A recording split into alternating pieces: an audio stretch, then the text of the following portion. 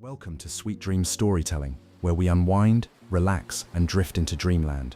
I'm your host, Mike, and I'm so glad you're joining me tonight. Let's get cozy and settle in. Story for this evening is our adaptation of a beautiful novel by Edgar Burroughs, Tarzan of the Apes. Chapter 1, Shipwreck and Survival. The sea was angry that morning, grey and violent, thrashing against the hull of the Foralder like a beast enraged. Waves crashed over the deck, swallowing screams, scattering crates and barrels like dice across a table. Amidst the chaos, two figures clung to the railings, their eyes locked not with fear but with grim determination. Lord John Clayton, Viscount Greystoke, stood firm despite the storm. Tall, proud, a British nobleman to his bones. He wrapped his arm around his young, pregnant wife, Lady Alice. Her face was pale, eyes wide with terror, but she trusted him completely. Mutiny had swept the ship days before. The captain was dead, the officers overthrown. A ragged crew of desperate sailors now ran the vessel, bound for nowhere, driven by greed and bloodlust, but even mutineers feared the fury of the sea. When the storm threatened to crack the ship in two, the crew panicked. A lifeboat was hastily lowered, and amidst a flurry of shouts and threats, the mutineers forced Lord and Lady Greystoke aboard. Whether it was mercy or mockery, neither of them knew. The boat drifted from the doomed ship, battered by wind and wave. For 2 days and nights, they clung to hope. They had food, water, and each other. On the third morning, land appeared, a green sliver on the horizon, Africa. The lifeboat grounded on a stretch of wild, lonely coast, bordered by dense jungle. No other signs of humanity were in sight. The trees loomed tall and tangled, alive with unknown sounds, birds, insects, and things they could not name.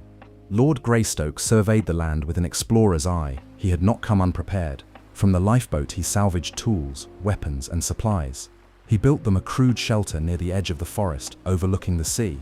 With time he raised a sturdier cabin from timber and vine, shaped with the precision of an educated man trained for survival. Lady Alice bore the wilderness with stoic grace, but it took a toll. Her laughter grew rarer. The nights brought strange cries, beasts howling in the distance, and often she would wake trembling.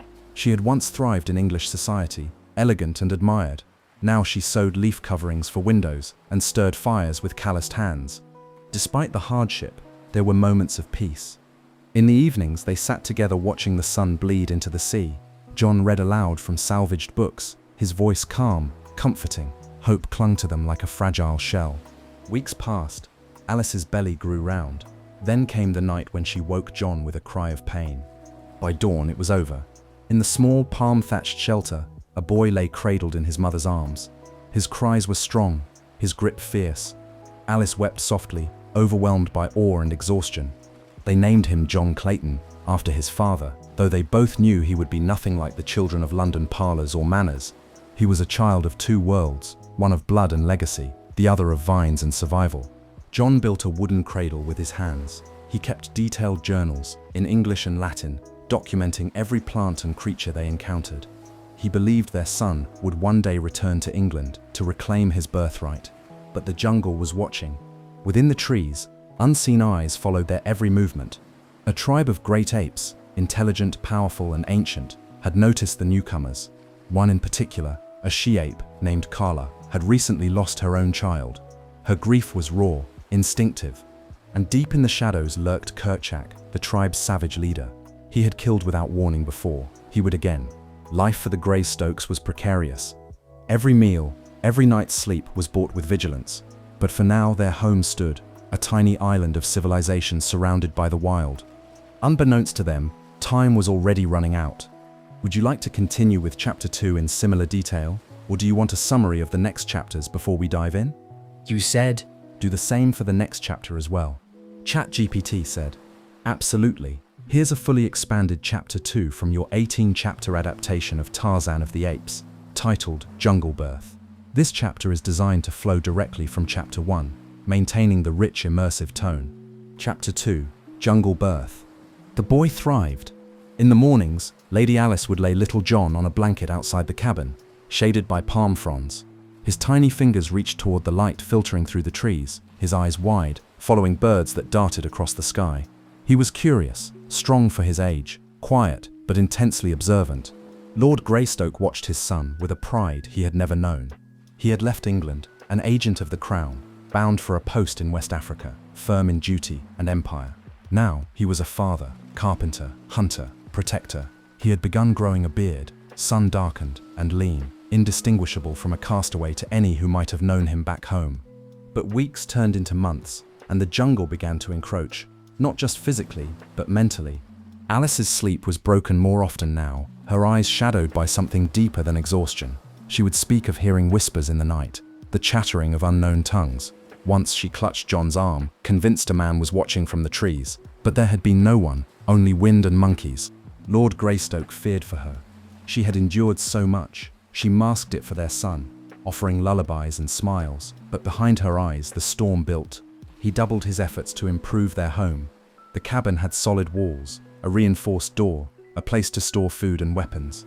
He built a pen for small animals they had captured, a source of fresh meat. He taught Alice how to load and fire a rifle, though she hated the touch of it. Still, the jungle never let them forget they were intruders. One morning, John left early to hunt.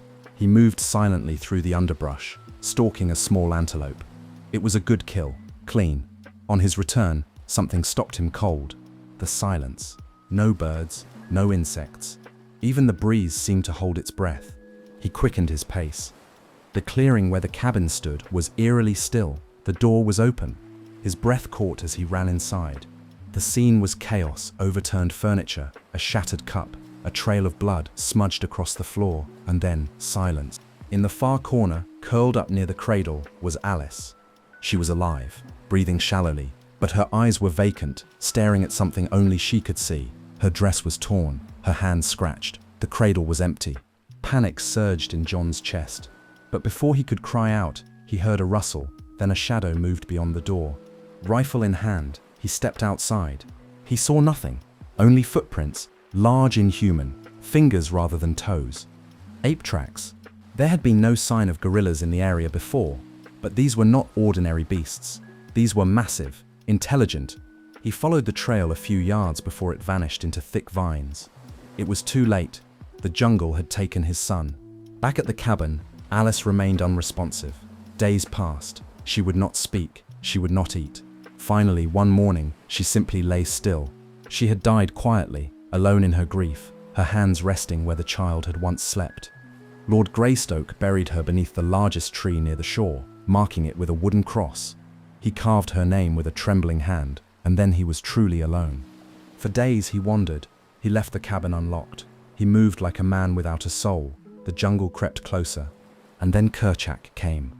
The great ape, leader of his tribe, massive and cruel, descended on the clearing with a roar. He did not come for food. Greystoke fought. He raised his rifle, fired twice. One shot struck Kerchak in the shoulder. It barely slowed him. The cabin was torn apart, the door ripped from its hinges. Lord Greystoke stood his ground until the very end, swinging an axe, bloodied but unyielding. When the sun rose the next morning, the cabin smoldered in silence. Deep in the forest, Kala, a she-ape with soft eyes and mourning in her heart, cradled a human child. She had found him lying alone in a nest of leaves, crying softly. His scent was strange. He had no hair, no fangs, but when he gripped her fur and cooed, something in her heart healed. She had lost her own baby days before, snatched by a panther in the night. Her grief had been bottomless. Now she named this new child Tarzan, white skin, in the language of the apes. He was not like them, but he was hers now. Kerchak allowed it, though he watched the child with hateful eyes. And so began the legend, in the treetops, in the silence of the jungle, where man and beast became one. Would you like to continue with Chapter 3, The Human Among Apes, next in full prose? You said, do the same for the next chapter as well. ChatGPT said, of course, here's a fully expanded version of Chapter 3, titled The Human Among Apes, continuing the immersive narrative style of the previous chapters. Chapter 3, The Human Among Apes. Tarzan's earliest memories were not of human voices, but of grunts, snarls, and the rustling of leaves underfoot. He grew up beneath a green canopy, where sunlight filtered in scattered gold, and every breath carried the thick, earthy scent of the jungle. Kala was his world. She held him close to her chest as she moved through the trees, faster than any creature he had ever seen. Her arms were powerful but gentle, her heartbeat a steady rhythm that lulled him to sleep. She called to him with soft croons and warned him with sharp cries. He answered back in kind, mimicking the calls, the gestures, the rhythms of ape speech. The tribe did not welcome him easily. To them, he was a strange, hairless thing. Too slow, too weak, too small. Some apes hissed at him. Others shoved him from food piles. But Kala was fierce in her protection. She growled, slapped, and bit if anyone came too close with ill intent. Even Kerchak, the violent leader of the tribe, knew better than to provoke her directly. Tarzan learned to survive by watching. He learned which fruit turned sour after midday, how to climb a tree so silently that birds wouldn't notice. He studied how Tublat, a cruel male, snapped a branch to test its strength before swinging, or how the young apes used vines to play, leaping with joy between trees. But he was different, and he knew it. By the time he could walk and run, Tarzan was already aware of the gap between him and the others. He was smaller, yes, but also quicker. His hands were more dexterous. He could tie knots with vines, pick up stones and chip them into sharp edges. The other apes used instinct. Tarzan used curiosity. One day, an older ape named Tika threw a stone in frustration. Tarzan watched it fly, watched it hit another tree. That night, he practiced throwing for hours. Within a week, he could hit a moving monkey from 20 paces. The jungle tested him constantly. Snakes slithered through the undergrowth. Leopards prowled the shadows. He was nearly killed more than once. But with each escape, he grew wiser. He learned to read the forest, the stillness that meant danger, the calls that meant food, the silence that meant something was watching. Yet even with his growing strength, he remained an outsider. Tublat despised him. The brute had long challenged Kerchak for dominance, but Tarzan, despite being a child, infuriated him more. When Tarzan climbed higher, swung farther, or solved a problem faster, Tublat would bare his fangs and beat his chest. Kala would place herself between them, hissing with rage, but she could not always protect him. One night, Tarzan crept into a clearing and stared at the stars. The apes never looked up unless climbing, but Tarzan wondered. He tried to mimic the hoot of an owl, the warble of the nightjars. He didn't understand the sky, but he wanted to. That was when he found the cabin again. He had stumbled upon it once years ago, but had been too afraid to enter. Now older, stronger, and emboldened by curiosity, he pushed open the broken door. Dust and vines had invaded the structure. Termites gnawed at the wood, but amid the ruin were strange treasures. Rusted tools, shattered china, scraps of cloth, and on a shelf, a row of rectangular objects. Books. He didn't know what they were at first, but he remembered the shapes, the way the pages turned, the funny black marks. He sat on the floor, cross-legged, and began the painstaking work of decoding them. Pictures helped. A drawing of a boy with the word boy underneath, a lion with lion. It took him months, perhaps years of returning, studying, matching marks to images, to sounds, to meaning. The language of man began to seep into him. One day, staring at a cracked mirror hanging crooked on the wall, he saw his own face clearly for the first time. He reached up and touched it, his pale skin, his flat nose, his forward-facing eyes. He looked nothing like the others. And for the first time, a word formed not just in his mouth, but in his mind. Who? He was not an ape, but what was he? Back in the jungle, tensions grew. Kerchak grew more volatile.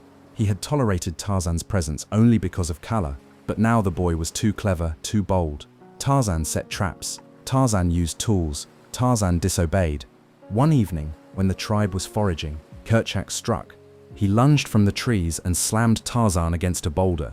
The tribe scattered in fear. Kala screamed and leapt to his defense, but Kerchak roared so fiercely that she froze in place. Tarzan staggered to his feet, blood on his lip. He didn't flee. He reached to his side and drew a sharpened bone knife he had crafted. It was small, crude, but it was enough. With a cry more human than beast, Tarzan dove at the Ape King. Chapter 4. Discovery of the cabin. The fight with Kerchak had left its mark. Tarzan's ribs ached with every breath, and the long gash on his shoulder throbbed where the brute's claws had torn through skin. But he was alive, and more importantly, Kerchak had fled, not defeated, not slain, but humiliated. Tarzan had stood his ground. The tribe was silent for days. No ape challenged him openly, though many stared from the shadows with wide, uncertain eyes. Kala nursed his wounds in silence, her gaze distant and proud. She said little, but the way she gently touched his brow, the way she guarded his sleeping form like a lioness, spoke of deep pride and deeper worry. Tarzan felt the shift. The jungle had always been his teacher. Its lessons were cruel, but fair. Now it was whispering something new, that he was not just one of the apes, that he could be more. So he returned to the cabin, not out of mere curiosity this time, but with intention. He approached it through the underbrush, barefoot and silent. The structure stood like a ghost from another world, weather-beaten, half choked by vines, but intact. Where others saw a dead thing, Tarzan saw mystery. He pushed open the door and stepped inside. Dust swirled in the beams of morning light. Lichen crept along the walls, but the objects were all there. The strange tools, the metal cooking pots, the rusting knives, the books. He had studied these books for years without understanding their true purpose. Now something was changing. He picked one up and flipped through it with practiced fingers. His eyes narrowed. He remembered the letters, the pictures. He opened another, an old child's primer, with simple drawings and words beneath. A is for apple, B is for boy, C is for cat. Images, words, sound, meaning. His fingers traced the printed lines. He mouthed the words, uncertain at first, but growing more confident. It was like digging through sand to find a smooth stone, painstaking, but rewarding. Over weeks, Tarzan returned again and again to the cabin. The apes thought he was mad. Some followed him once and grew frightened at the structure of walls and doors. Others mocked him. Only Kala remained quiet, watching. He organized the books by size and shape. He practiced writing by scratching letters into the dirt with a stick. He copied the English alphabet 1,000 times. The meanings came slowly, but steadily. Then he found the diary. It was leather-bound, stiff with age, filled with dense handwriting that confused him at first. But it was different from the printed books. These were thoughts recorded not for children but for posterity. June 14th. Alice is unwell again. I fear the pregnancy is weakening her faster than expected. The words struck something deep in him. These were not just words. This was memory. Someone had lived here. Someone who wrote about a woman. Alice. He read more. I built the door stronger today. The apes come near the clearing at night. We hear them. I fear they watch us. Tarzan's pulse quickened. He flipped to the back of the book, where a loose page had been tucked between the last few entries. A faded photograph. 2 people, standing arm in arm. A man with sharp eyes and fine clothes. A woman, smiling gently, her hand on her round belly. He stared. Something flickered inside him. Recognition? The man's face, it was like looking into a future version of himself. The nose, the jaw, the eyes, not quite the same, but too close to be coincidence. Who were these people? He searched the cabin with renewed energy. He found a battered trunk tucked beneath a broken table. Inside, maps, official documents stamped with seals, letters written in looping English script. To Lord John Clayton, Viscount Greystoke, the name meant nothing at first, but he read it again. The name John appeared many times. May God keep you both safe in that wild place. Tarzan sat on the floor, the papers scattered around him. He put his hand to his chest, uncertain, but beginning to understand. Could this John Clayton be his father? Was this his home? The revelation didn't hit like a bolt of lightning. It was slower, like the rising tide, as if something that had always been missing had begun to fill. That night, back in the jungle, he climbed to the highest tree he could find. He sat among the branches, staring at the stars. And for the first time in his life, he whispered, in halting English, "My name is Tarzan." Then after a pause, as if remembering something long buried, Tarzan of the Apes. But now, he wondered, was he also something else? Tarzan of Man. Chapter 5, Struggles with Kerchak. Kerchak had ruled the tribe with blood and terror for as long as any living ape could remember. He was not merely the biggest or strongest. He was chaos itself, a creature of hair-trigger fury, whose roars silenced the forest, and whose rages left bruised bodies in his wake. He killed to remind them he could. He destroyed to assert that he ruled. For years, Tarzan had remained beneath his notice. A strange cub clinging to Kala, a novelty, a nuisance. But now Tarzan was a threat. He walked straighter than the others, climbed faster. His hands, though hairless, were clever. He was no longer a cub. He was becoming a challenger, and in Kerchak's world, there was only room for one ruler. Tarzan felt the shift before anyone spoke of it. The tribe had grown quieter when Kerchak entered the glade. He saw the way the females kept their young close, the way even Toblat lowered his gaze. But Kerchak's eyes, small, black, calculating, were always on him now. One day, as the sun rose orange over the jungle, the tribe feasted on ripe fruit high in the canopy. Tarzan was perched on a thick limb, eating silently, when Kerchak approached. There was no warning. With a roar that sent birds scattering from the trees, the great ape lunged. Tarzan dodged instinctively, tumbling backward into the foliage, swinging down to a lower branch. The others shrieked and scattered, some hiding, others watching from above in terrified fascination. Kerchak pursued. Tarzan moved like lightning, swinging from limb to limb, but Kerchak was faster than any beast his size had a right to be. The ape crashed through the forest like a living avalanche. Tarzan knew he couldn't run forever. He reached a high branch overlooking a ravine and turned. His heart pounded like a drumbeat in his chest. In one hand, he gripped the bone-handled knife he had hidden in a tree hollow days ago. His fingers curled tight around it. Kerchak came roaring into the clearing. He was monstrous, scarred from past battles, chest heaving, arms spread wide in dominance. He beat the ground, then pounded his chest, howling. Tarzan did not howl back. He stood still, eyes locked with the beast's. His lips parted, and he spoke, not in the guttural language of the apes, but in clear English. "I am not afraid of you." Kerchak didn't understand the words, but he understood the defiance. He charged. Tarzan ducked low and rolled beneath him, slicing across the ape's thigh as he passed. Kerchak shrieked in pain and rage, wheeling around. He swung a massive arm, catching Tarzan in the ribs and flinging him into the base of a tree. Pain exploded through Tarzan's chest. He gasped, coughing blood. Kerchak bore down on him. But Tarzan rolled, twisted, and brought the knife upward, burying it deep in the ape's side. The scream that followed echoed across the jungle. Kerchak staggered back, clawing at the wound. His blood soaked the moss beneath them. He looked at Tarzan, this hairless, two-legged creature, as if seeing him for the first time. Then he collapsed with a crash, unmoving. Silence. The trees were still. The tribe crept forward, one by one. Kala was the first to reach Tarzan. She touched his face, her dark eyes filled with fear and awe. Tablat watched from a distance, then turned and disappeared into the forest. Others followed slowly, circling the fallen king. Tarzan stood on unsteady legs, blood streaked across his chest. He looked at the ape's body, then at the tribe. He raised his hand, not in threat, but in command. No one challenged him. Tarzan was now leader, but in the quiet that followed, he felt no triumph. Kerchak was dead. Tarzan had proven his strength, but as he stood beneath the green canopy, victorious and alone, the questions returned stronger than ever. Was this who he truly was? Beast? Man? Something in between? Back in the cabin that night, he lit a torch and stared at his reflection in the broken mirror. The face staring back was no longer that of a child. He was strong, yes, wild, but there was something in his eyes the apes didn't have. Awareness, memory, grief. He whispered to the dark, "I have their strength, but not their rage." He touched the knife, still stained with blood. "I am not Kerchak." Outside, the jungle pulsed with life, never stopping. But inside that cabin, a boy born of man and raised by beast took another step toward the world he'd never known, but somehow belonged to. Chapter 6. A strange reflection. The jungle had crowned a new king, but Tarzan did not feel like one. The days passed in silence. The tribe followed his lead now. Tablat no longer sneered when Tarzan approached. The others deferred to his decisions, where to forage, when to move, when to fight.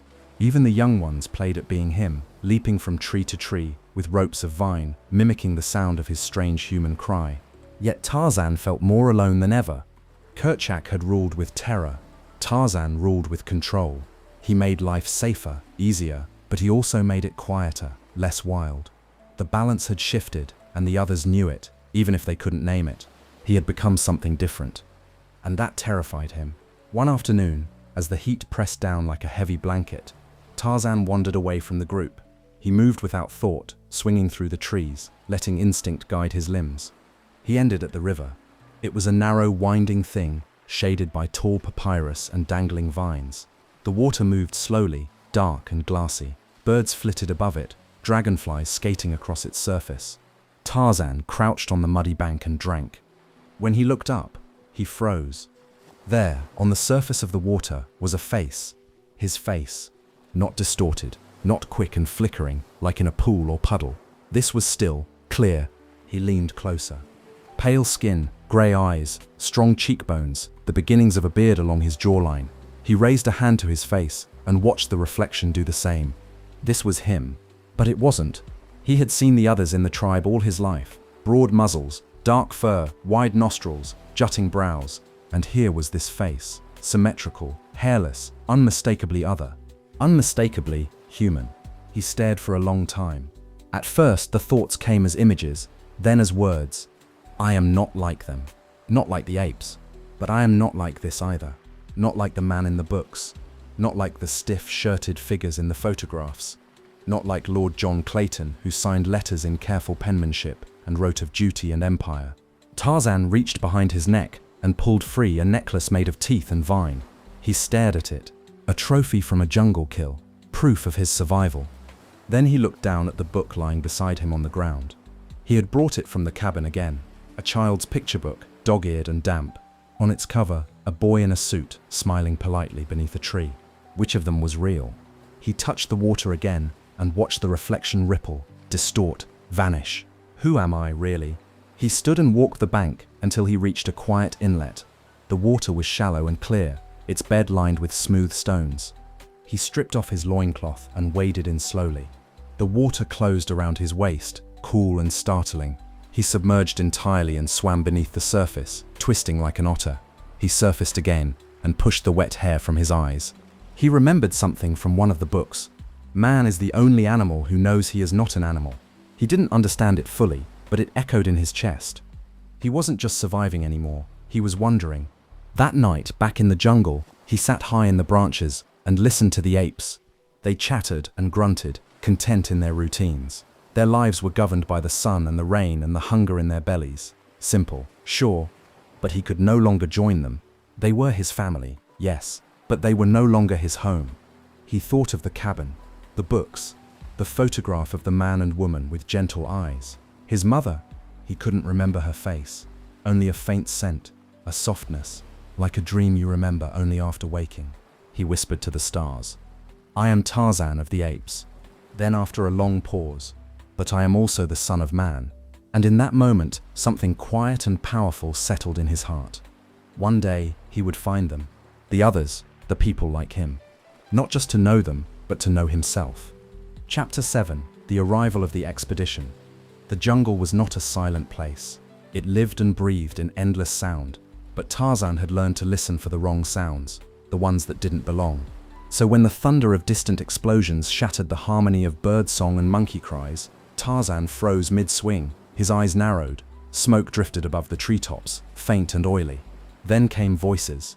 Not a pate chatter, not the bark of baboons or the howl of a panther. Human voices. They rang high and sharp, some male, some female. Laughter, shouting, clanking metal, the crashing of machetes cutting a path through brush. Tarzan moved toward the sound like a shadow, silent among the branches. His bare feet never broke a twig. He moved against the wind, his breath low and even. Whatever this was, it was new, it was unknown, and that meant it could be dangerous. He stopped above a clearing and stared. They had come. Men and women in strange, colorful clothing were unloading crates from a small steam-powered boat moored near the riverbank. Tents were being raised. Equipment was being laid out. Strange tools, polished weapons, and even what looked like boxes that spoke when turned gramophones. They were pale-skinned, like the faces in his books. They carried rifles. They wore boots. One of them, an older man with wild white hair and thick spectacles, gestured animatedly to a younger woman beside him. He waved a small notebook in one hand, while pointing toward the trees with the other. Tarzan studied her more carefully. She stood out among the group, not because of her clothes, which were modest and travel-worn, nor because of her features, which were delicate and intelligent. It was something else, something in the way she moved, cautious yet graceful, curious but not careless. She was younger than the others, perhaps in her early 20s. Her hair was pinned loosely, strands escaping to frame her face. She knelt beside a flowering bush and examined it with gloved fingers, smiling at something only she could see. Tarzan's breath caught in his throat. Jane. He didn't know her name yet, but the moment would be etched in him forever. The moment he first saw her, he watched as she stood and returned to the older man. The two laughed together. She seemed to be his daughter. From the scattered talk and gestures, Tarzan quickly began deciphering their intentions. These were not hunters, they were explorers, scientists, curious about the jungle, not seeking to destroy it, and yet their presence unsettled the forest. Animals avoided the area. The apes had already moved deeper into the trees. The smell of smoke and oil clung to everything. Tarzan climbed higher and waited. That night, when the camp was lit by lanterns and the humans sat around a small fire, Tarzan remained just beyond the light. He watched their expressions. He listened to their voices. He memorized the cadence of their speech. Some words he recognized from the books. Others were strange, but he repeated them silently to himself, mouth moving with no sound. "Jane, hand me the sketchbook. Look at these prints, definitely ape. What kind of beast did this?" Tarzan's eyes narrowed at the last remark. A man had found a branch where Tarzan had left knife marks from sharpening. He held it like a weapon, as if bracing for something to attack. Tarzan vanished back into the dark. Over the next days, he returned often, studying the newcomers like a hunter learning the movements of unfamiliar prey. He saw how they set traps for small animals, cages baited with fruit, how they scribbled in notebooks after each discovery, how they constructed a makeshift observation post near the edge of the trees. But always, Tarzan's eyes drifted back to the girl. She walked each morning near the river, sometimes alone. She spoke to herself as she studied flowers or sketched birds. She had a musical voice, soft and thoughtful. He began to follow her without meaning to. He climbed trees as she walked below. He swam in the river after she'd left, placing his hand in the same water. He examined her footprints in the mud. He didn't understand it. He had seen female apes all his life, wrestled and played with them, but this, he felt it in his chest, a strange fluttering warmth that made him restless, made him hungry without knowing why.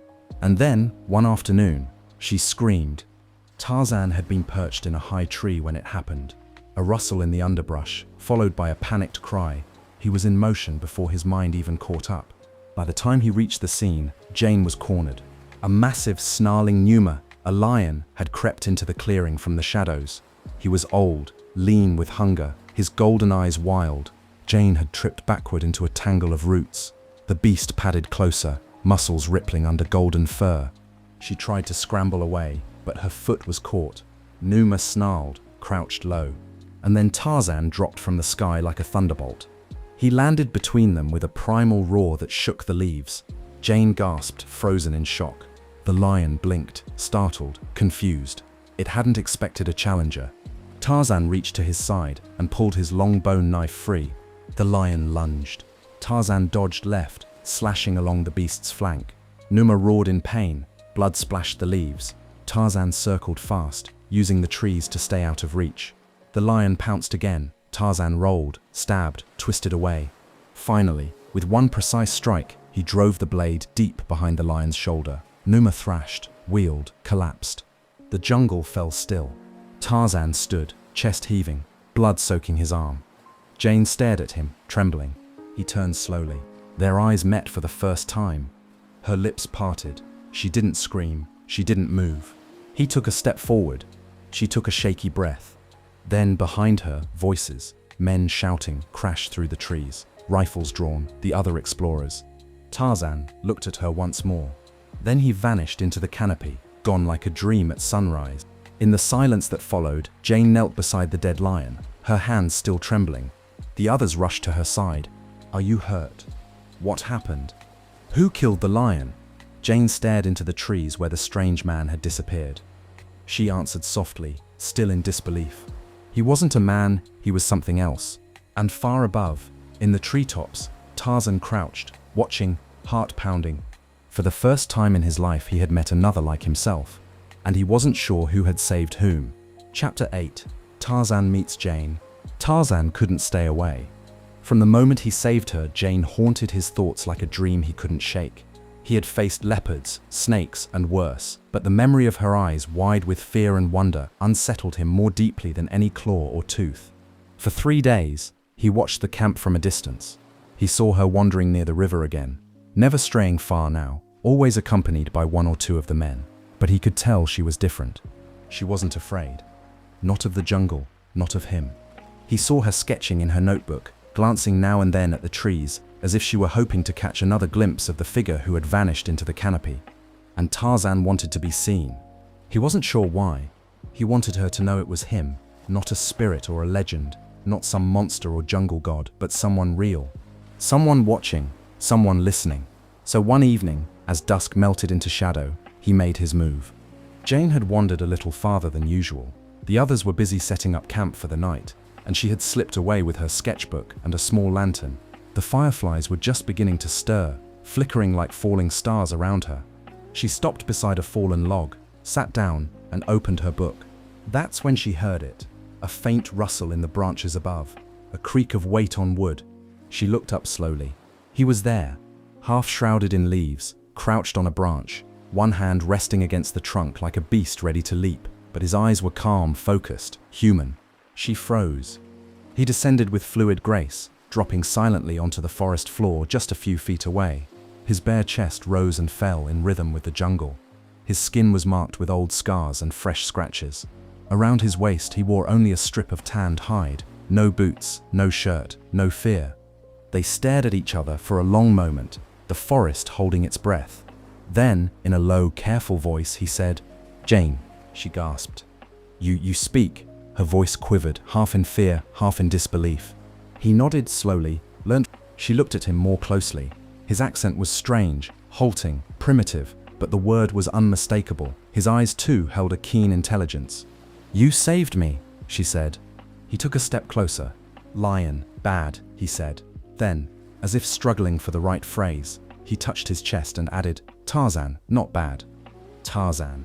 She repeated the name softly. "Is that your name?" He nodded again. "Tarzan, of the Apes." Her eyes widened. "You live here? In the jungle?" He tilted his head, not quite understanding the word live, but he said, "Yes. Tree, sky, ape." He pointed up, then mimicked a swinging motion. She almost laughed, startled by how expressive he was, even without perfect language. "You are amazing," she said, before she could stop herself. Tarzan blinked. "Amazing," he repeated. She smiled. "Wonderful, strong, brave." His eyes lit with curiosity. "Brave?" She nodded. "Yes, when you saved me, that was brave." Tarzan looked down at his feet, then back at her. He touched his chest. "Brave, for Jane." Something passed between them then. Something wordless. Connection. Not just between a man and a woman, or a human and a mystery, but between two souls from different worlds reaching toward each other. Then a distant voice called out from the camp. "Jane, are you out there?" She startled. "I have to go." Tarzan looked around, alarmed, like a deer sensing danger. "No," she said quickly. "No, they won't hurt you." She took a hesitant step forward. "But they're looking for me. I can't let them see you. Not yet." He nodded slowly, understanding more from her eyes than her words. Then carefully he stepped closer and took her hand. His touch was gentle, surprisingly so, for someone who moved like a predator. He held it for a moment, then released it and backed away. Before she could say another word, he was gone, back into the trees, silent as the wind. That night, Jane didn't sleep. She sat by the fire, her heart racing, her mind spinning. She told the others only that she'd heard something in the woods, that she'd seen a shape and come back quickly. They scolded her, of course, but she barely heard them. Her thoughts were full of him, the man with no shoes, no name, who spoke her name like a prayer, who had saved her from a lion, who had learned English from books, who had said brave. High above, in a nest of vines, Tarzan sat with his back against a tree. The stars were out and the wind was warm. He looked down at the small ribbon he had taken from her when she wasn't looking. A bit of blue silk she had worn in her hair. He held it gently between his fingers. "Jane," he whispered to the stars. "Jane." And for the first time in his life, he felt something stronger than survival. He felt longing. Chapter 9, Learning Humanity. Tarzan had always been a keen observer. He had learned how to move like the snake by watching it slither through the grass, how to leap like the leopard by seeing the tension coil in its muscles. From apes he had learned survival. From books he had learned words. But now, from Jane and the strange people in her camp, he would learn something else entirely. He would learn what it meant to be human. Each morning, Tarzan returned to the edges of the expedition camp, never too close, always above or behind, where no one could see, no one except her. Jane knew he was watching. She began to leave her sketchbook open where he could see it. On the pages, she drew the world: trees, rivers, monkeys, the lion, and once, just once, she drew him. The figure was rough, but unmistakable. The muscles, the wild hair, the look in his eyes. She left the drawing on a tree stump near the edge of the clearing one evening. When she returned the next day, it was gone. Tarzan began collecting words like stones. He mimicked them to himself. Book, river, knife, tree, Jane. He studied how they sounded in her mouth, how her lips formed them, how her hands gestured alongside them. Every evening when the jungle grew quiet and the campfires flickered in the distance, he would sit alone with the books from his parents' cabin, now carried to a secret nook in the forest, safe from weather and beasts, and read aloud the strange markings, putting new sounds to old shapes. He found a broken chalkboard the explorers had discarded and began practicing. Letters, words, his name, her name, Tarzan, Jane. When he felt brave, he left her notes. Crude, childlike sentences scratched into bark or written with charcoal on leaves. Tarzan see Jane. Jane good. Tarzan want no more. She found them, and her eyes filled with wonder and emotion. She wrote back, I will teach you. Come when it is safe. They met in secret. Not every day, sometimes not for a week, but when they did, she brought paper and pencils, and they sat beneath the trees, her on a fallen log, him crouched on his haunches, wary but eager. She taught him with pictures first, just as he had taught himself. She pointed and spoke slowly. This is a hand. That is your eye. This is a tree. Tree. He repeated, absorbed, remembered. She was stunned by how quickly he learned. His mind was a sponge, raw and sharp, hungry for knowledge. In return, he taught her. He showed her how to move silently through the brush, how to track a bird from footprints in the mud. He lifted her effortlessly into the treetops and showed her a world she had only glimpsed from the forest floor. They laughed, they studied, they sat in silence and listened to the heartbeats of the forest. Each moment, the gap between them narrowed, and each moment, the feelings deepened. But not everyone in the camp was blind to change. William Clayton, the arrogant nephew of Lord Greystoke, watched Jane more closely now. He had come to Africa expecting her hand, or at least her admiration. What he found instead was a woman distracted, distant, and glowing with something that had nothing to do with him. He followed her one morning, quietly, carefully. He saw her slip away from the camp and vanish into the trees. He waited. Then, like a shadow, he crept after her until he saw them. Jane, sitting beside a wild man, barefoot, half naked, savage by every civilized measure. And worse, she was smiling at him. Clayton's jaw clenched, his face flushed red with fury, but he said nothing, for now. Back in the clearing, Jane pointed to her heart. This is where love lives, she said softly. Tarzan tilted his head. Love? The word was strange. She placed his hand over her chest. When you feel something here, warm and strong and good, it might be love. He didn't move. His fingers trembled slightly against her blouse. Her heartbeat thumped gently beneath his touch. Then he placed her hand against his chest. His voice was barely more than a whisper. Tarzan, feel this. She looked into his eyes and saw something vulnerable there, something ancient and innocent all at once. She didn't pull away. For a moment, they simply existed. Two beings from different worlds, bound by something neither of them fully understood. But the world would not let them remain there. That night, back at camp, Clayton approached Professor Porter in private. Sir, he said, forcing civility, I must warn you, Jane has been... Porter blinked. What do you mean? There's a wild man out there, a savage. She's been meeting him. Are you certain? I saw it with my own eyes. The professor was quiet for a long moment. Then, well, perhaps he's not as wild as you think. Clayton's eyes narrowed. Or perhaps you've all gone mad. And in the trees, Tarzan watched the lights in the camp go dim. He saw Jane retreat into her tent. He watched her shadow against the canvas wall, the gentle shape of her sitting by her lantern, writing, dreaming. He whispered a word he had not learned from any book. Home. Because in her presence, in her voice, and her gaze, he had begun to feel what he never had before. Not just that he belonged, but that he could choose what to become. Chapter 10. Jealousy and Rivalry. Tarzan didn't know the word jealousy, not yet.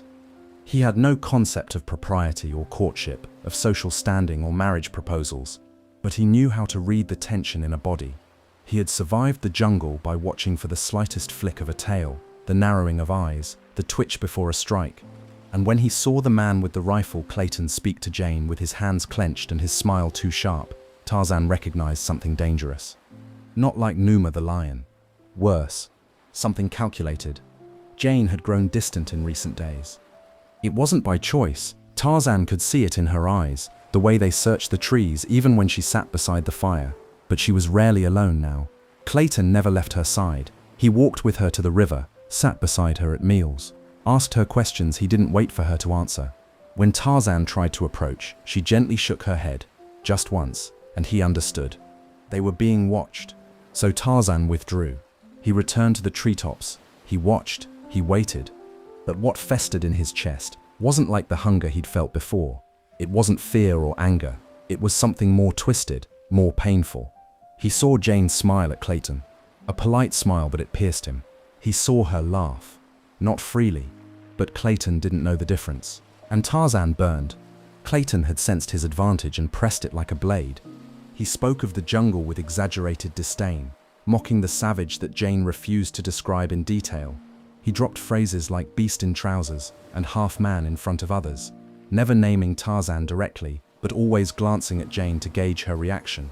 To his frustration, she never argued, but she never agreed either. He was growing desperate. "I'll be honest, Jane," he said one afternoon, voice smooth. "I didn't come here just for your father's expedition. I came because of you." Jane stiffened. "I hoped you'd see in me something more than the others. Something familiar, someone who understands your world." Her lips parted, but she said nothing. "Surely," he added, more sharply, "you don't believe your future lies with him." Jane met his gaze. "I don't know what I believe anymore." That night, Tarzan did something reckless. He crept into the edge of the camp after dark, carefully avoiding the sentries and the crackling fire. He slipped into the shadows behind Jane's tent. And he left her something, a carved wooden figure. It was simple, shaped from driftwood, but unmistakably her. Her slender form, her long hair, her hand resting over her heart. He had smoothed it with river stones, marked it gently with his knife. He placed it on her pillow, then vanished.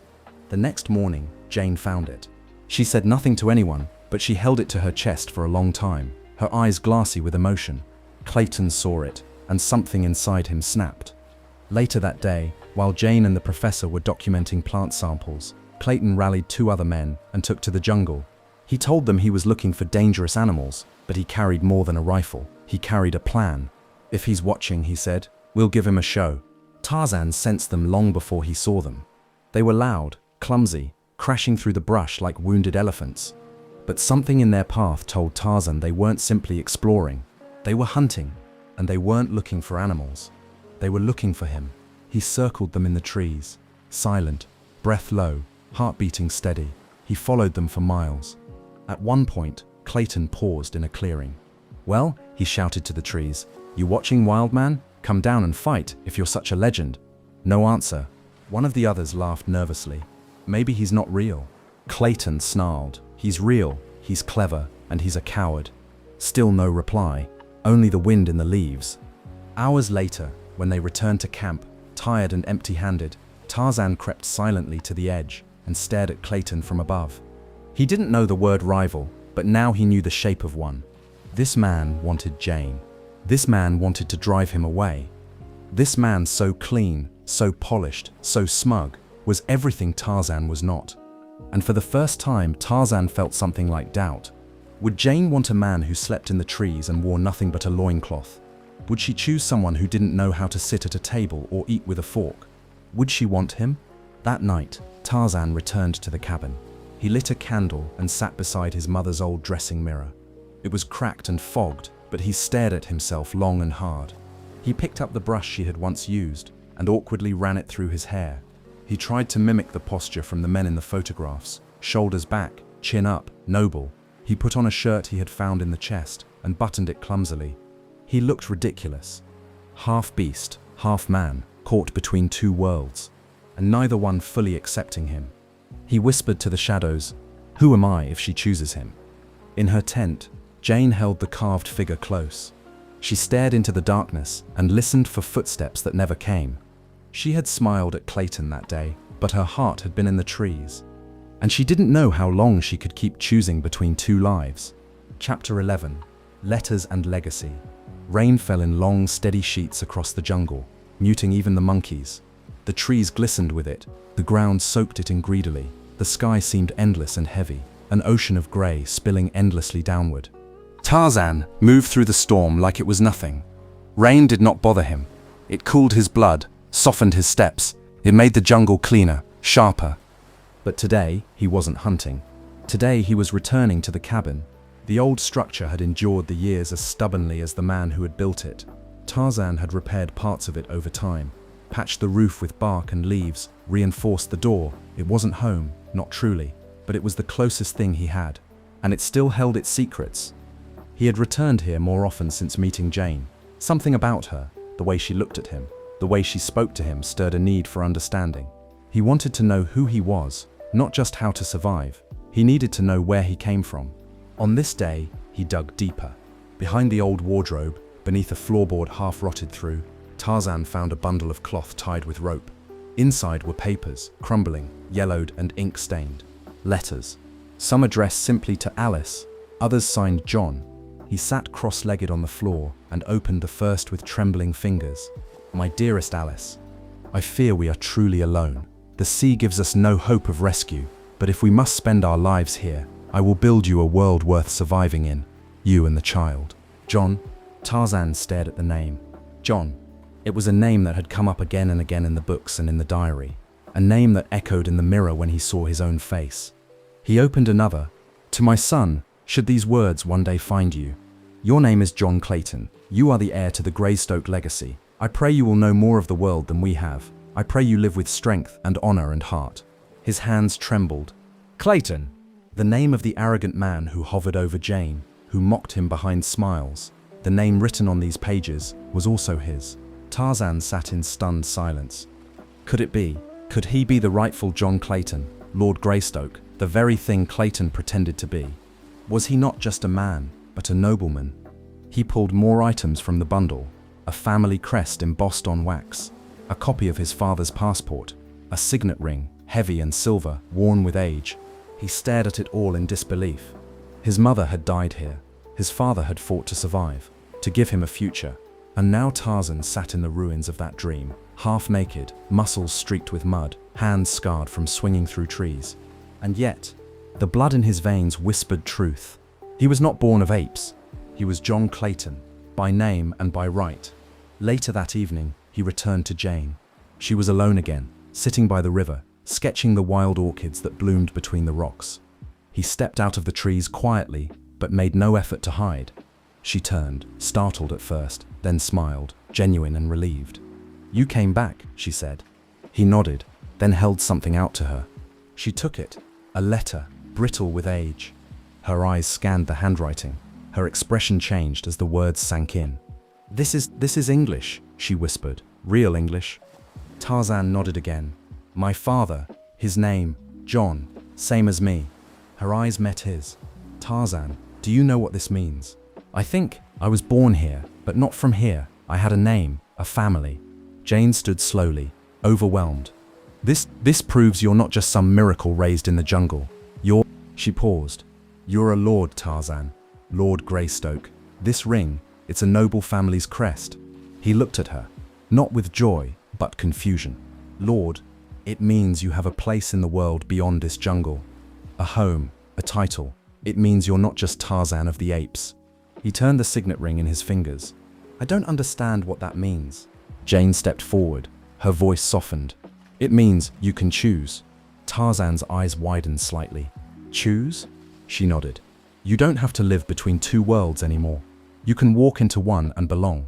They sat in silence after that, the sky above them parting as the sun emerged briefly through the clouds. But in Tarzan's mind, a storm still raged.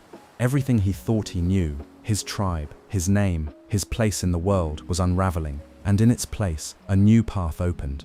He could return to civilization. He could claim his birthright. He could stand as a man among men. But what would he leave behind?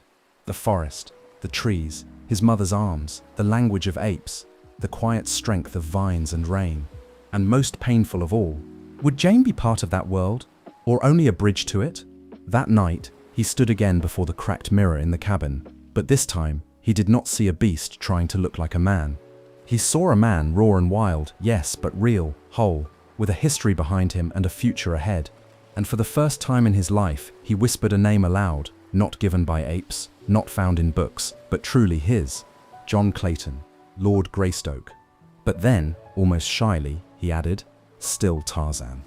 Because no matter where he was going, the jungle would never leave him. Chapter 12. Saving the Camp. Night in the jungle could be deceptively peaceful. Crickets sang in chorus beneath the rustling of leaves. The wind whispered gently through the canopy. Fires in the expedition camp crackled low, casting golden light onto canvas tents and the surrounding underbrush. But Tarzan knew better. He perched in the high limbs of a fig tree overlooking the camp. His body was still, but his mind was on fire, torn between the revelations of his legacy and the quiet ache in his chest whenever he thought of Jane. Below, the humans were laughing. Someone played a gramophone softly.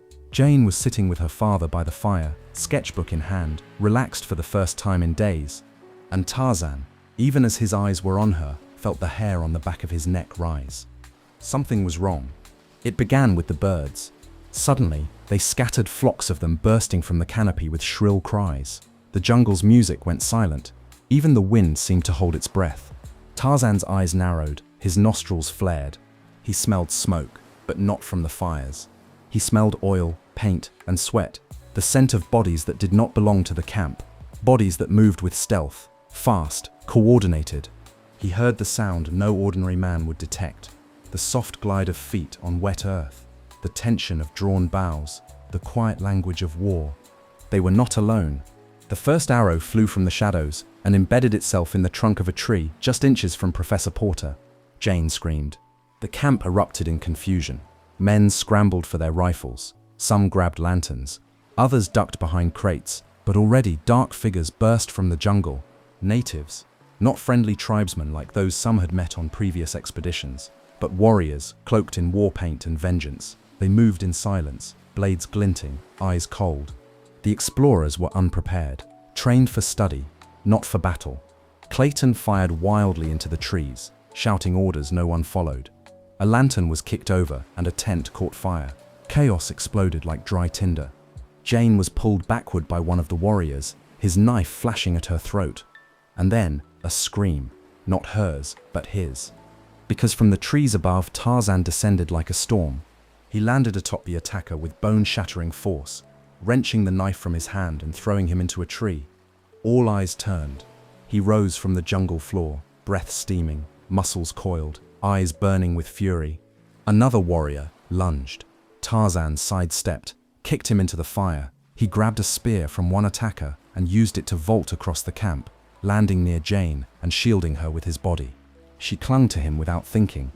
The other explorers stared in disbelief, half terrified, half awestruck, as the wild man they barely believed in fought like a legend from myth. He didn't use a gun. He didn't need one. He moved like a panther, struck like lightning. Tarzan disarmed one man with a twist, dodged a blow, knocked out another with the hilt of a stolen blade. He gave a cry that echoed through the night, a war cry, fierce and inhuman, and it scattered the invaders like birds. In seconds, the camp had turned from chaos to retreat. The attackers vanished as swiftly as they had come, leaving behind groans, broken weapons, and the flickering sound of fire licking torn canvas. Tarzan stood at the center of it all, chest rising and falling, body bruised but unshaken, and everyone looked at him differently now. Clayton stumbled forward, rifle still in hand. He tried to mask his astonishment with arrogance. "Well," he said, forcing a smile, "I suppose even beasts have their uses." Tarzan turned slowly. In that moment, silence fell again. Not the hush of fear, but of power. He could have answered with a growl, a strike, a roar.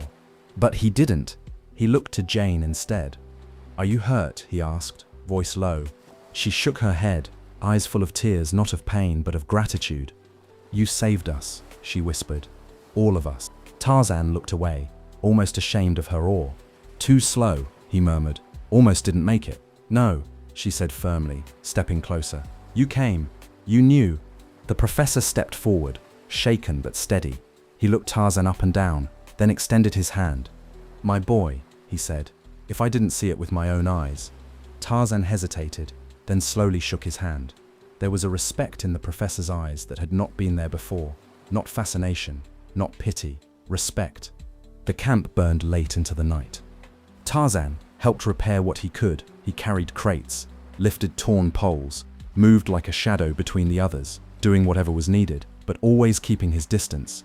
By dawn, the fires were out, and the camp stood bruised, battered, but alive. And they all knew the truth now. Without Tarzan, they would be dead. Later that morning, Jane found him by the river. He was crouched at the water's edge, rinsing blood from his arms. The wound on his shoulder had reopened, a long red slash from a blade. She approached quietly and knelt beside him. "You're hurt," she said. He shrugged. "Small. Let me help." She gently cleaned the wound, wrapping it with a strip of cloth torn from her shirt. Her hands were soft, careful. He watched her. Not just her face, but her kindness, her quiet strength, her unwavering calm in the middle of terror. And in that moment, he realized something deeper than he ever had before. He didn't just want her to stay. He wanted to go with her, to walk where she walked, speak where she spoke, understand more than the jungle could teach. And maybe, in some distant world beyond the trees, he could belong. Not as Lord Greystoke, not even as Tarzan, but simply as the man Jane believed he could be. Chapter 13. Reveal. The jungle had always kept secrets. It swallowed footprints, it silenced screams, it buried bones. But now, for the first time, Tarzan's secret was coming to light, and the world he had only read about in books was closing in around him. The camp was recovering, the wounded were tended, tents re-raised, supplies reorganized, spirits were high, despite the fear that still lingered. The attack had left a scar, but also a new legend. The jungle had a protector, and his name was Tarzan. A few days later, a strange sound echoed through the forest. Not drums nor thunder, but gunfire, sporadic, distant. Tarzan, perched in a tree near the camp, tensed. He recognized the rhythm, the panic in the pacing. Not a hunt, a fight. He followed the sound. What he found was a small clearing strewn with broken vines and spilled blood. A French soldier, uniform torn, lay crumpled beside a tree, a crude spear embedded in the ground near his leg. He was alive, but barely. Tarzan dropped down silently and approached. The man stirred, eyes fluttering open. "Aide-moi," he whispered hoarsely. "Help me." Tarzan did not hesitate. He lifted the man gently, slung him over his shoulder, and carried him back through the trees as night descended. The camp erupted in alarm as Tarzan appeared, carrying the wounded man like a sleeping child. "Darnot!" one of the guides cried. "That's Lieutenant Paul Darnot." The French officer had gone missing from a scouting mission days earlier. He had been presumed dead. Now, he was alive, and Tarzan had brought him back. Jane rushed forward, helping with the bandages. Professor Porter looked on, stunned. Clayton scowled, but said nothing. Darnot awoke the next morning to a strange sight. A wild man, crouched at his bedside, watching with curiosity. He flinched, startled, but Jane was there in an instant. "It's all right. He saved you. He's our friend." Darnot looked back at Tarzan. "Who are you?" Tarzan answered simply, "Tarzan."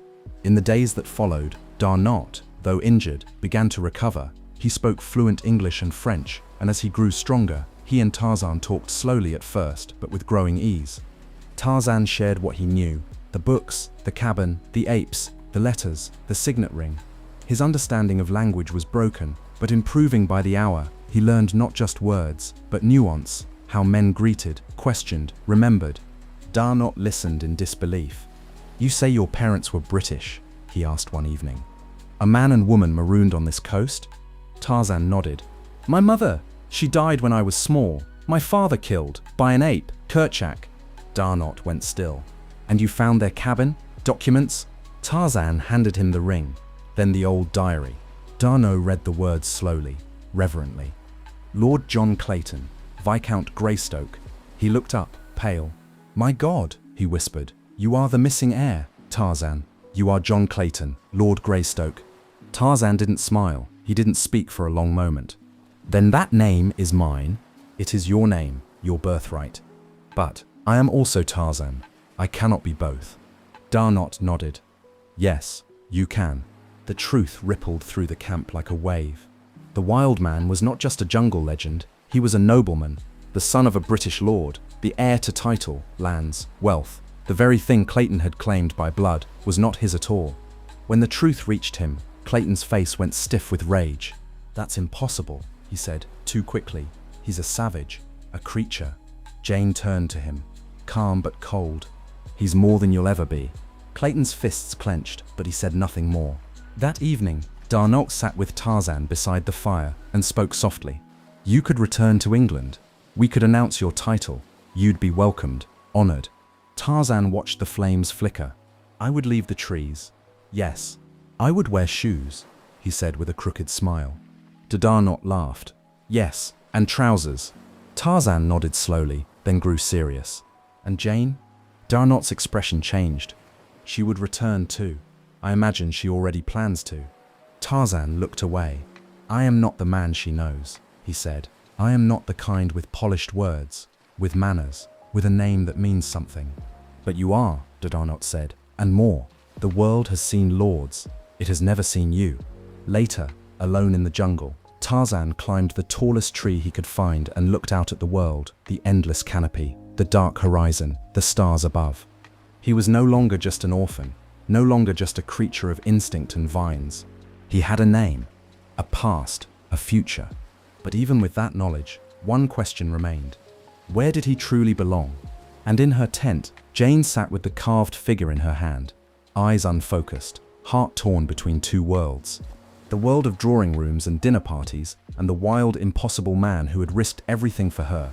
She whispered into the dark, "Come with me." Chapter 14. Return to civilization. The decision came quietly. There was no grand speech, no thunder from the heavens, only a moment between breaths, between heartbeats, when Tarzan knew it was time to leave the jungle. Not forever, perhaps, but long enough to see what else the world held. Long enough to discover whether the name John Clayton truly meant anything beyond ink on brittle paper. The journey began at the river. A small French steamer had been dispatched weeks before in search of the lost Lieutenant Darnot. Now word had spread that he was found, and more astonishingly, that the legendary wild man of the jungle was not only real, but a lost nobleman. When the steamer arrived, it was greeted by more than just relief. There was awe. Soldiers stared as Tarzan stepped onto the gangplank. Barefoot still, shirtless, with only a satchel slung over one shoulder and the old signet ring on his finger. He turned once to look back at the trees. The jungle had been his cradle, his battlefield, his sanctuary. Every vine, every leaf, every scent of rain was part of his blood, and now he was leaving it. Jane stood at his side. She wore a wide-brimmed hat and a soft linen dress, but her eyes were the same, steady, warm, alive. "You don't have to do this," she said softly. "I do," he replied. "I must know." "Know what?" "If the man my father hoped for is in me, or only the beast." She took his hand, gently. "He's in you," she said. "I've seen him." The steamer churned downriver, deeper into the world Tarzan had only imagined. He sat beside Darnot, watching in silence as the jungle gave way to open plains, then hills, then ports where voices shouted in French and English. Men wore suits, women carried umbrellas and smelled of perfume. Buildings grew taller, streets turned to stone. And through it all, Tarzan watched, alert, cautious, curious. He learned fast. He practiced shaking hands, saying good morning, using utensils. He studied maps. He learned names, geography, customs. Darnot helped him dress, speak, even walk like an Englishman. They cut his hair, trimmed his beard, fitted him for tailored clothing.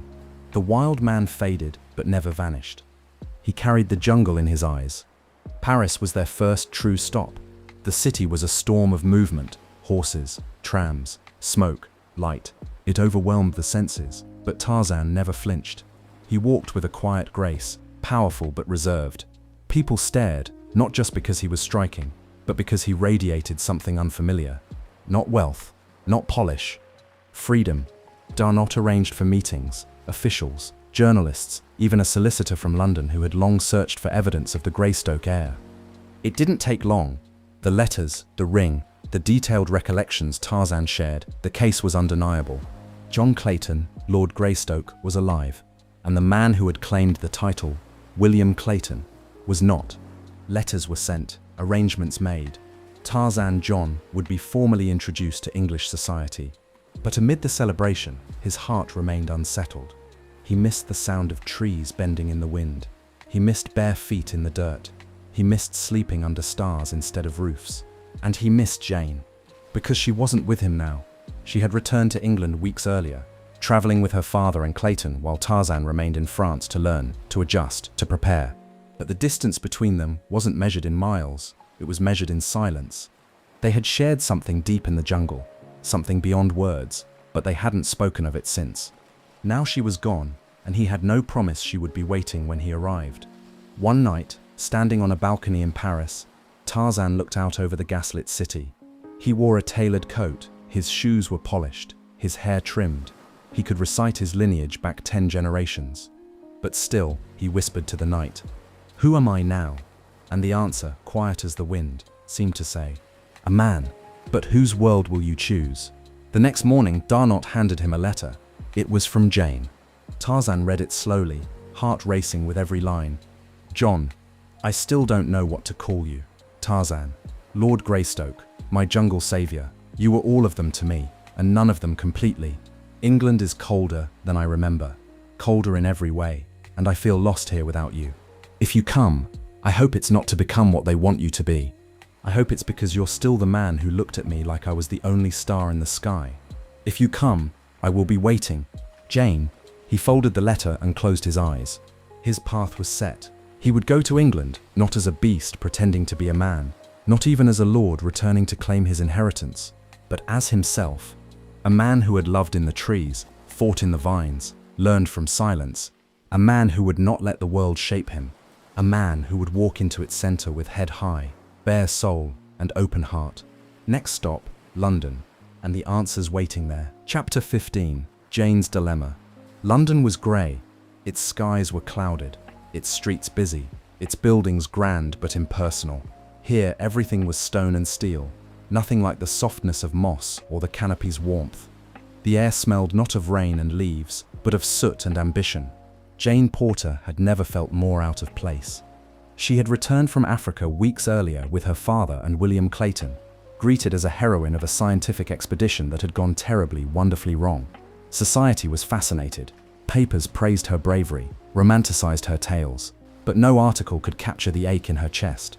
Because she had left something behind. No, someone. Tarzan. She whispered his name when she was alone, like a secret she wasn't allowed to say aloud. She had tried to forget, to bury it under dances and dinners, and the expectations of English society. But no matter how many invitations she accepted, she couldn't forget the way he had held her, the way he had looked at her, not as a curiosity or a prize, but as a person, a partner. And now she stood at a crossroads. William Clayton was no longer subtle. He had redoubled his attention since their return to England. If he felt the ground shifting beneath his feet, if he suspected Tarzan's title was more than myth, he gave no sign. Instead, he leaned into charm, decorum, and familiarity. He brought flowers, wrote poetry, hosted elegant teas. He did everything right, except it wasn't him she wanted. One afternoon, Jane sat with her father in the drawing room of a cousin's manor, watching rain patter against the glass. Professor Porter glanced up from his book. "You're quieter than usual." "I'm thinking," Jane murmured. "About him?" She looked at her father. "I don't even know what to call him anymore. Tarzan, John, Lord Greystoke, they all feel real, but so far away." He closed the book gently. "I know you loved him. I still do." "And Clayton?" Jane sighed. "He's everything I was raised to want. A good name, a steady future. But every time I look at him, I think of the one man who didn't ask me to be anything but myself." Professor Porter nodded. "Then I think you've already answered your own question." That night, at a grand dinner party in Mayfair, Jane wore a sapphire dress and sat at William Clayton's side. He leaned toward her between courses. "I've spoken to your father," he said smoothly. "He's given me his blessing." Jane blinked. "For what?" "For this." He reached into his coat and drew out a small velvet box. Her heart froze. Inside, nestled in silk, was a diamond ring. He took her hand. "Jane, will you marry me?" The room around them blurred, the music faded, the scent of candle wax and perfume vanished. She saw trees. She saw a carved figure made of driftwood. She saw a man standing in firelight with eyes that spoke without words. She thought of vines, rivers, laughter echoing through leaves. She thought of freedom, and she knew. She gently closed the box and set it back on the table. "I'm sorry, William," she said softly. His smile faltered. "You're saying no." "I'm saying I can't marry someone who wants me to forget who I really am." He stood abruptly, the gentleman's mask slipping. "You're making a mistake." "Maybe," she replied, "but it's my mistake to make." She left the party early, walking in the rain without a carriage, her shoes soaked, her dress clinging to her legs. She didn't care. She felt light, scared, alive. When she returned home, a letter was waiting. Her hands trembled as she opened it. "I am coming, not because I belong there, not because of the name, but because of you. I want to see the world through your eyes.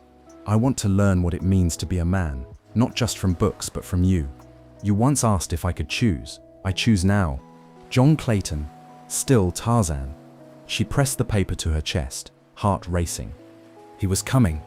Not just the man from the jungle, not just the lord from the letters, but the one she loved. In the jungle, he had protected her with strength. In civilization, he was coming to protect her with his heart. And Jane, fierce, brilliant, brave Jane, was ready to fight for him too, even if it meant standing alone. Chapter 16, Sacrifice. The ship pulled into the London harbour under a pale, silver sky. Fog hung low over the Thames, wrapping the city in a damp hush that muffled sound and softened edges. Bells rang in the distance, carriages clattered. The city moved with its usual urgency. But for Tarzan, every sound was alien. He stepped off the gangplank in a tailored coat and boots that pinched his feet. Around him, gentlemen passed with umbrellas tucked under their arms. Women in corsets and veils glided along the docks with practiced grace. No one noticed the man who had once swung through trees, hunted with a knife, and spoken to leopards. But he noticed everything. His eyes scanned rooftops and smokestacks like they were branches and vines. His ears caught snippets of conversation, none meant for him. And inside his chest, something twisted, an ache for a home that no longer existed. He had come to London, not just to claim his name, but to claim his place. And Jane, the days that followed were a whirlwind. D'Arnaud accompanied him to meetings with lawyers and peers. The evidence was presented. Letters, the signet ring, personal recollections that no imposter could fabricate. The name of John Clayton, Lord Greystoke, was restored in the eyes of the British Crown. But the court of society was less easily impressed. Some whispered, some scoffed, others smiled politely, but couldn't hide the discomfort in their eyes when Tarzan failed to use the right fork or paused too long before answering a question. He had mastered their words, but not their world. Jane was watching it all unfold from behind the wall of social decorum. She had seen him at the reception held in his honor, standing tall in a formal suit that fit his body but not his soul. When their eyes met across the ballroom, time fell away. But they didn't speak, not yet. Too many eyes, too many expectations. Later that night, she found him alone in the manor's winter garden, standing beneath a glass ceiling that mimicked the sky but filtered out the stars. He didn't turn as she approached. "I thought you might not come," he said quietly. "I almost didn't," she replied. "You looked different." He turned to face her. "Do I belong here?" Her voice was a whisper. "That's what I've been asking myself too." He stepped closer. "I came back for you." Her breath caught, "And I've been waiting every day since you left." There was a silence, thick, beautiful, fragile. Then Jane asked the question neither had dared say aloud. "What happens now?" The answer came the next morning, with a letter slid under her door. She unfolded it with shaking hands.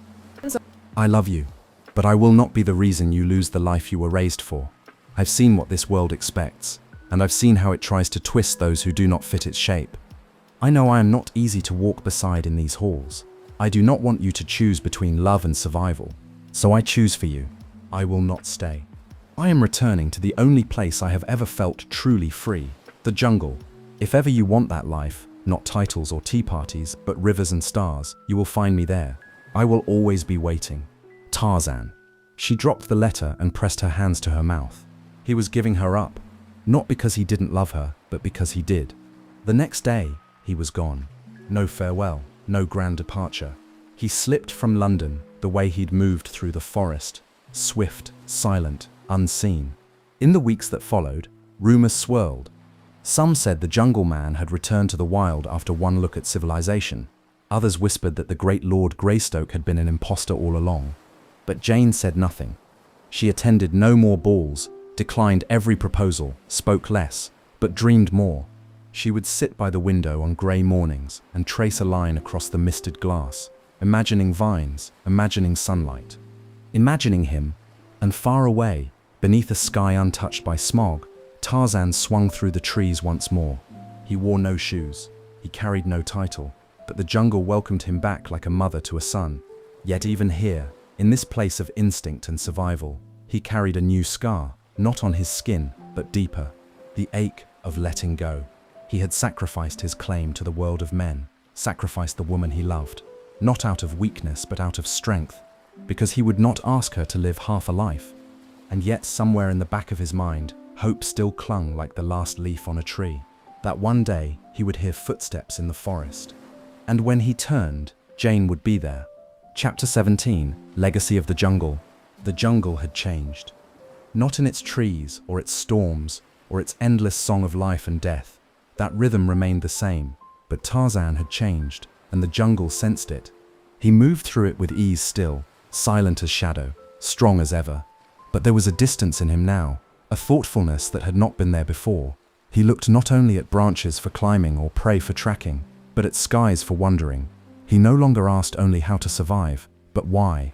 He was not running from the world of men. He had chosen to leave it. But that didn't mean he had left behind what it gave him. He returned to the place where it all began. The cabin, battered but standing, reclaimed partially by vines and time. The books were still there, the mirror, the cradle he once lay in, now broken and covered in dust. He sat inside for a long time, cross-legged on the wooden floor, watching the motes of dust swirl through beams of light. He opened a book, his mother's diary. The pages curled and yellowed, but her handwriting still danced across them, elegant and firm. John is building again. I think he believes this house will last forever. I pray he's right. I pray it lasts long enough for our son to know what love built for him. Tarzan closed the book and looked around. It had lasted. Not just the walls, but the legacy. He was the proof. He wandered the old trails and found new ones. He rejoined the tribe of apes, now under the leadership of a younger silverback who had once looked at Tarzan with awe and now looked with trust. Tarzan did not rule them. He no longer needed to. He lived among them, helped when needed, but did not impose. He taught the young ones tricks, how to use sticks for reaching food, how to catch fish from the stream. He laughed when they mimicked his human words and made up new ones of their own. He was no longer trying to become one of them, and they no longer saw him as separate. He was simply Tarzan, man, beast, brother, teacher. One afternoon, as the sun fell warm across the jungle floor, Tarzan sat at the river's edge watching a young orangutan struggle to untangle a vine. He didn't help, not right away. He waited, and when the young one finally succeeded and looked to him for approval, Tarzan smiled, not just with his mouth but with something deeper. This was the legacy his parents had unknowingly left him. Not wealth, not titles. A life lived freely, fully, with strength and heart. At night, when the forest hummed and the sky blazed with stars, he would lie on his back on the high branches and listen to the past. The wind brought whispers of Jane's voice. The trees echoed with childhood memories. The stars seemed closer than they had ever been. And always, always, he wondered, had she forgotten? Had she moved on, married another, returned to her world of pressed gowns and measured smiles? And if she hadn't, would she come? He had left the door open, not literally, but in every way that mattered. He had chosen the jungle again, but not as an exile. As a man who had seen the world and still chosen freedom. One evening, he returned to the clearing near the old cabin and carved a new mark into the great fig tree nearby. A name etched in strong, clean strokes. Tarzan, of the ape, of the Clayton, of the jungle and beyond. It wasn't a grave. It wasn't a monument. It was a declaration. Tarzan stood back and looked at it, his chest rising with a deep, slow breath. He had lived as a beast, learned as a man, and returned as both. Not broken between two worlds, but whole because of them. That was his legacy. And far beyond the trees, in a distant city of smoke and stone, a woman stared out a train window, her gloved hands clenched in her lap. Her heart beat fast, her bag was small, her dress was simple. And in her mind, she repeated the words she could never forget. If ever you want that life, not titles or tea parties, but rivers and stars, you will find me there. Chapter 18, The Jungle's Nobleman. The sun rose slowly over the canopy, its first light casting gold across the treetops. Birds lifted in waves from the branches, calling out to the dawn. The jungle stirred awake, not with alarm, but with expectation, as though it sensed something was about to happen. Tarzan stood on a high limb, barefoot, arms crossed over his chest, staring east. He had risen before the apes, before the birds. He didn't know why, only that something had pulled him from sleep and brought him here, high above the world, where he could see farther than thought. And there on the horizon, he saw it. A column of smoke rising from the river, a small boat. He stared unmoving. Not prey, not enemy. Visitor, Hours passed. The jungle lived its life around him, but Tarzan did not return to the tribe. He moved through the trees like wind, silent and swift, until he reached a familiar path, the overgrown trail near the riverbank, a place where once, years ago, a lifeboat had grounded on foreign sand. He waited there, hidden. And then, just before sunset, she came, Jane. She stepped carefully into the clearing, dressed not in the fashion of London, but in simple traveling clothes, boots, canvas satchel, a wide-brimmed hat. Her eyes swept the trees, lips slightly parted. There was no fear in her, only longing. "Tarzan," she whispered, "I know you're here." Silence, then a rustle, a shift in shadow, and he stepped forward. For a moment they said nothing. She drank in the sight of him, taller than she remembered, his hair longer, his face older, but his eyes still the same. He saw a fire in her that civilization hadn't dimmed. She was stronger now, more certain. She had chosen this. Chosen him. "I wasn't sure you'd come," he said quietly. She smiled. "I wasn't sure you'd still be here." "I am always here." "Good," she said, "because this time I'm not leaving." He stepped closer. "What about London? I've had enough ballrooms and teacups to last a lifetime. And your father, he understands. He even smiled when I told him, said he always knew." Tarzan studied her face, as if to be sure it wasn't a dream. "And Clayton?" he asked. Her voice softened. "Gone. And if you're worried about your title, don't be. I'm not here for the man with a name. I'm here for the one who gave it up for me." Tarzan lowered his head. Then she touched his face, gently lifting his chin. "You don't have to be just one thing," she said. "You never did. You are both." "Man," he said softly. "And beast," she whispered. He took her hand, placed it over his heart. "And this?" "That," she said, smiling, "is mine." They walked together through the jungle, the sun casting long shadows behind them. Vines curled above their heads, birds called from branches. He showed her the places where he had played as a boy, the tree where he first saw his reflection, the clearing where he had fought Kerchak, the cabin now cleaned and repaired, waiting. And as they sat beside a fire under the stars, she leaned her head on his shoulder and said, "Tell me everything." So he did. Not just the story of a man raised by apes, but the story of a boy who had found a world, lost it, and come back whole. Years passed. In the jungle, stories were told of a ghost who protected the trees, a shadow who hunted poachers, who could speak to beasts and vanish into vines. The tribes called him Tarzan, still. But those who met him saw something more.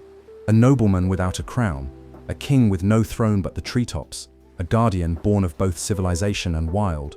Beside him always walked a woman with clever eyes and a laugh like birdsong, one who had traded corsets for courage and found her heart in the jungle. And when children were born, fierce, strong, curious, they swung through the branches and asked, "Father, what are we?" Tarzan smiled and said, "Everything." The end. Thanks for spending this quiet time with me here at Sweet Dreams Storytelling. I hope you're feeling relaxed, peaceful, and ready for a restful sleep. As we say goodnight, let the calm background music guide you gently into dreamland. Before you go, don't forget to like the video and subscribe, and until next time, rest well.